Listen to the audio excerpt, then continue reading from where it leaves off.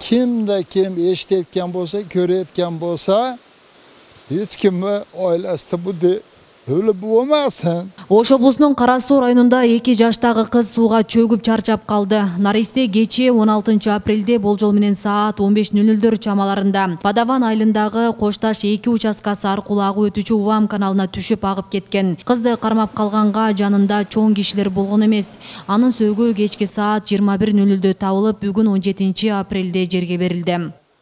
Жаран менен шу жерге жетип келип, жеринде издештөрүн жүргүзгөнбүз. Келген учурда Увам каналында 7 кубка жакын суу болгон. Биринчиден шу Увам каналына билдирме берилип, канал токтотулду.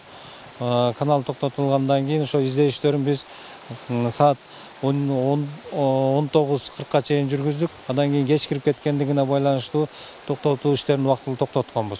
Бирок кеч түнү 21:30 чамаларында жергиликтүү тургундар тарабынан сууга чөгүп кеткен кыздын жансыз денеси табылган. Аталган үй-бүлөнүн турак жайы Увам каналына жакын жайгашкан. Ортодо эч кандай аралык сакталбай, коопсуздук эрежелери каралган эмес. Суунун жээгин тосуп койгондо мындай кайгылуу окуяга жол берилбейт беле деп кейип турган туугандары ата-энелерди балдарына сак болууга чакырышты. Бардык ата-энелер кичине чоңуңуздарды этият кылыңыздар. Мүнөттүн ичинде ушул нерсе болуп кетти. Балдар суунун жанына келгенден коркуччу. Бул жерлерде көп жылдардан бери жашап келебиз. Мындай болот деп эч ким күткөн эмес. Кудайдын бир сыноосу болду бизге. Kimde kim eshitayotgan bo'lsa, ko'rayotgan bo'lsa, hech kimni oilasida bu o'lib bo'lmasin. Bir narsalarni qilib, zararni bir narsalarni o'rnatib, yopib, to'sib qo'yish kerak ekanda. Qachonki biz bola chaqa deb ishlaymiz, o'tgandan keyin bular kerak emasda. Кара Суу району аркылуу Увам, Отузадыр, Савай, Араван, Акбура каналдары жана 2 дарыя агып өтөт. Өзгөчө Кырдаалдар министрлиги мында ар кандай кырсыктарга жол бербөө үчүн сууга түшүүгө болбой турган жерлерге эскертүүлөрдү берип, маалымат тактайчыларды орноткон. Муну менен бирге сууга жакын отурташкан жарандарды коопсуздук эрежелерин сактоону айтып келишет. Ага карабастан өткөн 2022 жылы Кара Сууда 9 адам сууга чөгүп каза болгон. Ал эми жыл башынан бери 2 жашар наристенин чарчап калышы биринчи учур болуп катталды.